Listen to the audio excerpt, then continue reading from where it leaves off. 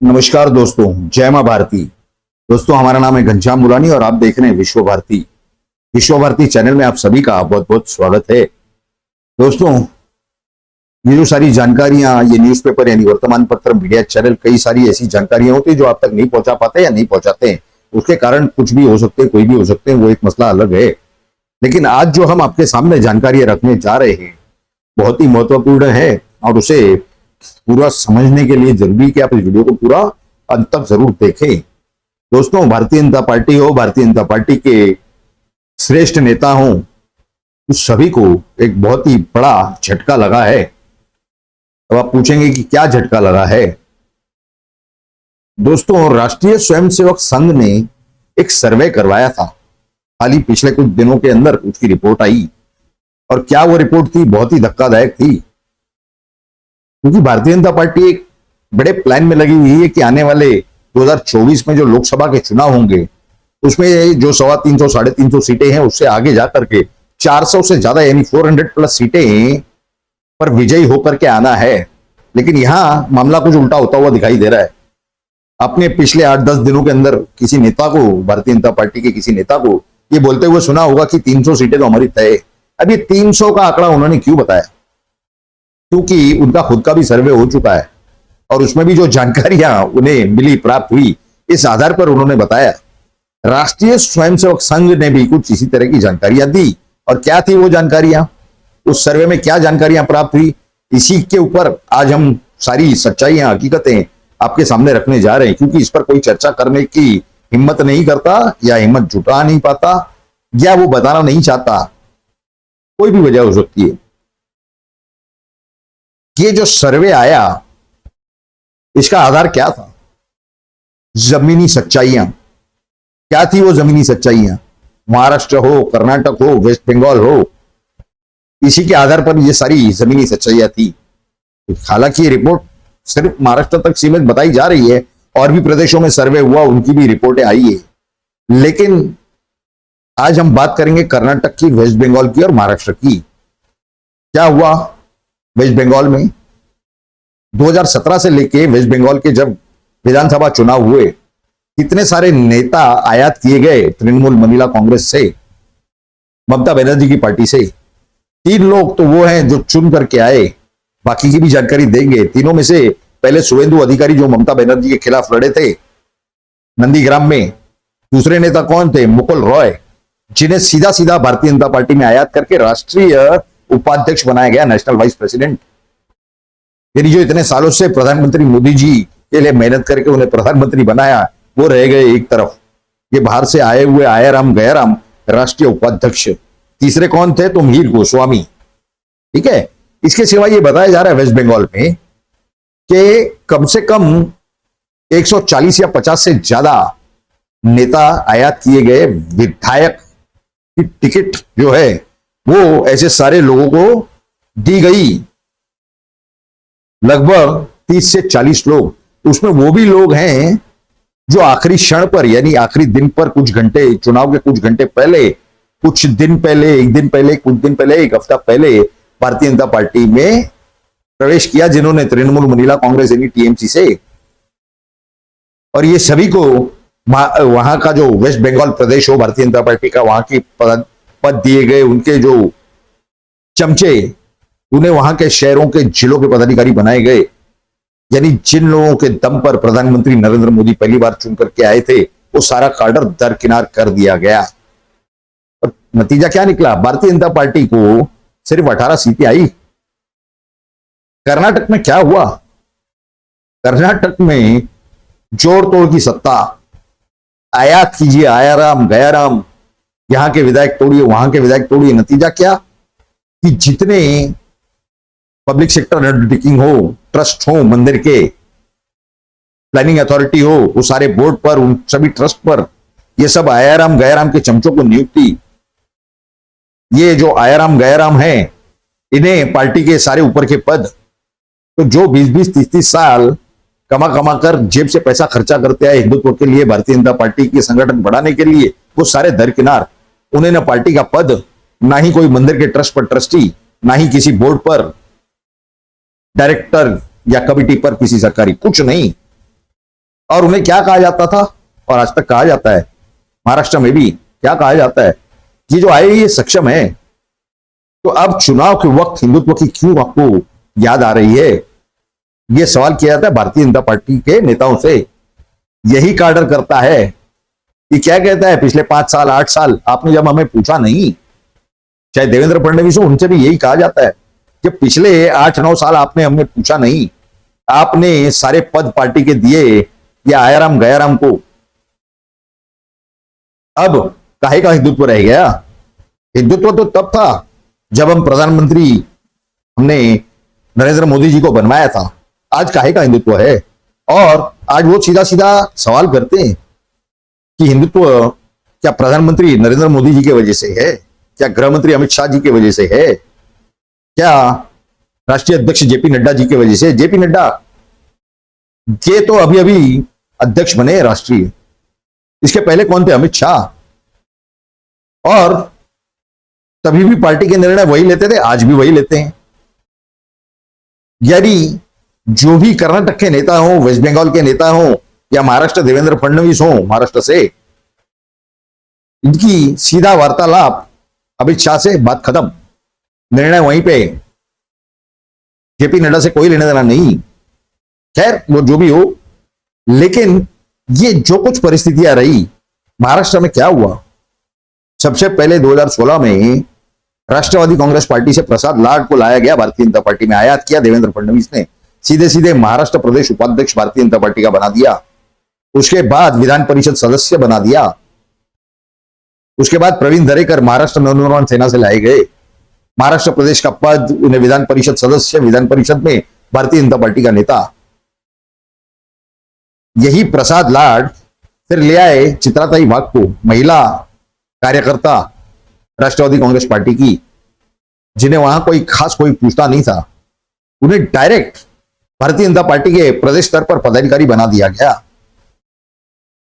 कृपा शंकर सिंह कांग्रेस से लाए गए भारतीय जनता पार्टी में, एमएलसी रह चुके हैं, विधान परिषद सदस्य, उन्हें महाराष्ट्र प्रदेश की जवाबदारी दी गई, महाराष्ट्र प्रदेश भारतीय जनता पार्टी के उपाध्यक्ष, प्रदेश उपाध्यक्ष। ये सब वही लोग हैं जो लोग प्रधानमंत्री नरेंद्र मोदी जी के, यानी 2014 के चुनाव के पहले या उसके बाद सारे पोस्टर बैनर पर प्रधानमंत्री मोदी जी के जो फोटो है उस पर जूते से मारा करते थे, पुतले जलाते थे मोदी जी के, और उन्हें ये सब मान सम्मान, और जिन लोगों ने मेहनत की, कष्ट किए, वो सभी लोग दरकिनार। वो है कहां? और आज जब ये रिपोर्ट आई है, जो ये परिस्थिति है, आज ये हिंदुत्व के नाम पर उस काडर को बुलाते हैं, और वो काडर का जवाब सीधा सीधा होता है, भैया पार्टी हमने बड़ी की अपने दम पर, आपके लिए नहीं की है। आप आज हो, कल नहीं रहोगे, आपका हमारा कोई लेना देना नहीं, आप आपका काम कीजिए। देवेंद्र फडणवीस हो, प्रधानमंत्री मोदी हो, अमित शाह हो, जेपी नड्डा हो, इनके लिए सीधा सीधा जवाब तैयार रहता है। प्रकाश भाई मेहता इतने सीनियर लीडर रहे हैं भारतीय जनता पार्टी के महाराष्ट्र में, दरकिनार, विधायक की टिकट नकार दी, राज पुरोहित हो, क्योंकि उनके कहीं अच्छे संपर्क हैं, संबंध हैं, इस वजह से उन्हें महाराष्ट्र प्रदेश भारतीय जनता पार्टी का उपाध्यक्ष तो बनाया गया है बुला करके। किरीट सोमैया हो, सभी के ऊपर अन्याय, पंकजा मुंडे, पूनम महाजन, क्यों? मुंडे जी के लोग हैं। अरे भाई आपकी बपौती है भारतीय जनता पार्टी, इन्हीं के वजह से तो पार्टी खड़ी हुई, इन्हीं के वजह से तो प्रधानमंत्री बने नरेंद्र मोदी जी। लेकिन अपने ही पैरों तले की धरती को लात मारना, ये सीखा है, ये इनके संस्कार हैं, जो आज निर्णय लेने के लिए बैठे हैं। इसी तरह का खुद का इमेज इन्होंने बना कर लिया है, खुद क्रिएट किया है। तो ये जो पूरी परिस्थिति है, महाराष्ट्र के बारे में क्या रिपोर्ट है? कर्नाटक में तो हार लगभग तय दिखाई दे रही है, यानी सत्ता पे आना बहुत मुश्किल है। वहां की एक ट्रेंड है कर्नाटक की, एक बार कांग्रेस, एक बार भारतीय जनता पार्टी, अब वो दोनों भी हो गए हैं, अब वापस कांग्रेस आएगी। वहां के जो लोकल माहौल कितना भी बना लीजिए, कांग्रेस के समय वही था, कांग्रेस के सिवा और कोई नहीं है, कांग्रेस जीत करके आती थी हरदम, हर समय। आज भारतीय जनता पार्टी नहीं है तो भारतीय जनता पार्टी आएगी, मतलब कांग्रेस नहीं है तो भारतीय जनता पार्टी चुन करके आएगी, वो एक अलग बात है। लेकिन जहां पर राजस्थान हो, कर्नाटक हो, ये ऐसे प्रदेश हैं जहां पर टर्न बाय टर्न, यानी एक बार कांग्रेस एक बार भारतीय जनता पार्टी, इस तरह का ट्रेंड चलता है। महाराष्ट्र में क्या परिस्थिति है? 48 सीटें लोकसभा की, 48 में से 21 से ज्यादा सीटें भारतीय जनता पार्टी की चुन करके नहीं आएंगी, नहीं जीत सकते। तो जहां पर यह उम्मीद थी कि 2024 के लिए 48 में से 42 से ऊपर सीटें लाई जाए भारतीय जनता पार्टी ने, वो सपना अब उनका चकनाचूर होता हुआ स्पष्ट रूप से दिखाई दे रहा है। महाराष्ट्र विधानसभा के भी चुनाव है अक्टूबर 2024 में। 2019 में अगर ये गठबंधन नहीं किया होता उद्धव सेना के साथ, शिवसेना के साथ, तो शायद 170 के ज्यादा सीटें आती। उसके बाद भी हम विकलांग है, दिव्यांग है, इस तरह की पोजीशन यही देवेंद्र फडणवीस ने अमित शाह के सामने रखी थी, जिसका नतीजा यह हुआ कि गठबंधन हुआ और उस गठबंधन के बाद, चुनाव के बाद, उसी उद्धव ठाकरे ने लात मार दी इन्हीं देवेंद्र फडणवीस को। यह और बात है कि शतरंज का खेल है, राजनीति है, तो उद्धव ठाकरे को हटा करके उनके 40 विधायक अलग करके और ये शिवसेना का जो धनुष्य बाण, जो निशानी या नाम, ये सब एकनाथ शिंदे को दिलवा करके और ये सरकार है, ठीक है, वो एक अलग कहानी है। लेकिन 288 सीटों में से विधानसभा की 90-91 सीटें, यानी 91 सीट से ज्यादा 288 में से नहीं आएंगी, 90 से 91 तक। तो ऐसे हालात में भारतीय जनता पार्टी आगे जाने के बजाय पीछे जाती हुई स्पष्ट रूप से दिखाई दे रही है, और यही चीज का टेंशन लिया है, यही चीज का धक्का लगा है। चाहे आज भारत के जो गृह मंत्री अमित शाह, भारत के प्रधानमंत्री श्री नरेंद्र मोदी या फिर राष्ट्रीय अध्यक्ष जेपी नड्डा हैं, तो सभी भारतीय जनता पार्टी के नेता। तो ऐसे हालात में क्या ये पुराने कार्डर को मना पाते हैं? क्योंकि मुंबई जैसे शहर में, जहां पर सिद्धि विनायक टेम्पल यानी मंदिर सबसे मशहूर माना जाता है भारत में, उसी के आंदोलन हुए थे जब कांग्रेस की सत्ता थी। भारतीय जनता पार्टी के जिन कार्यकर्ताओं ने वहां आंदोलन किया, शिवसेना के नेता थे उस समय के, मनोहर जोशी, वो भी थे। और जब सरकार बनी और टेम्पल ट्रस्ट पर नियुक्ति की जो बात आई, भारतीय जनता पार्टी के जो ओरिजिनल कैडर के जो कार्यकर्ता थे, नेता थे, उन्हें नियुक्ति नहीं मिली। राष्ट्रवादी कांग्रेस पार्टी से आयात किए हुए किसी कार्यकर्ता, किसी छोटे मोटे लीडर को वहां पर नियुक्ति दी गई, और उसी जो ट्रस्टी बने मंदिर के, उन्होंने ही हमसे व्यक्तिगत तौर पर मिलकर के जानकारी दी कि XYZ रकम है, ये हमने पहुंचाई है। उसके बाद हमारी नियुक्ति की गई, क्योंकि हमने उनसे सीधा सवाल किया था कि भाई, इतने सारे लोग भारतीय जनता पार्टी में बैठे हैं, आपका तो अभी प्रवेश हुआ है कुछ महीने पहले, आपको किस तरह से नियुक्ति दी गई सिद्धि विनायक ट्रस्ट पर? तो उन्होंने रकम के साथ में बताया। अब उस समय निर्णय कौन लेते थे, और निर्णय कौन लेते हैं भारतीय जनता पार्टी महाराष्ट्र प्रदेश में? यही देवेंद्र फडणवीस। सीधी सीधी बात है कि किस तरीके से ये सौदे हो रहे हैं। अब इसमें रह क्या गया कि ये जो ओरिजिनल कार्डर है, उन्होंने अपने काम धंधे शुरू कर दिए। उन्होंने कहा कि इस काम धंधे के पैसे अब हम पार्टी पे, संगठन पे नहीं हम खर्च करेंगे, ना बर्बाद करेंगे, और हिंदुत्व कोई भारतीय जनता पार्टी की वजह से नहीं है, क्योंकि जिस हिंदुत्व के लिए उन्होंने काम किया, उसी हिंदुत्व के लिए भारतीय जनता पार्टी के साथ खड़े हुए, उसी हिंदुत्व के लिए और राष्ट्रीयत्व के लिए उन्होंने इतने साल जेब से खर्चा किया, मेहनत की, गाड़े, खून पसीने की कमाई का, उसका उन्हें सेल्फ रिस्पेक्ट तक नहीं प्राप्त हुआ। ऐसे पार्टी से क्या लेना देना? ऐसे सारे ओरिजिनल कार्डर की राय है। और वो ये कहते हैं कि ये नेता देवेंद्र फडणवीस हो, अमित शाह हो, प्रधानमंत्री मोदी हो, ऐसे तो नेता आते जाते रहेंगे। अब कोई बेवकूफ नहीं है, इमोशनल बेवकूफ नहीं है कि हिंदुत्व का नाम ले लो, राष्ट्रीयत्व का नाम ले लो, और हम लोगों उतर करके कैंपेन करें, प्रचार करें और इनको जिता के दे। हमने बहुत साल किया, बहुत हो गया। ऐसे लोग आएंगे जाएंगे। जब योगी जी आएंगे मोदी जी की जगह पर, उस समय हम काम करेंगे, क्योंकि वो प्रामाणिक नेता हैं, योग्य व्यक्ति है।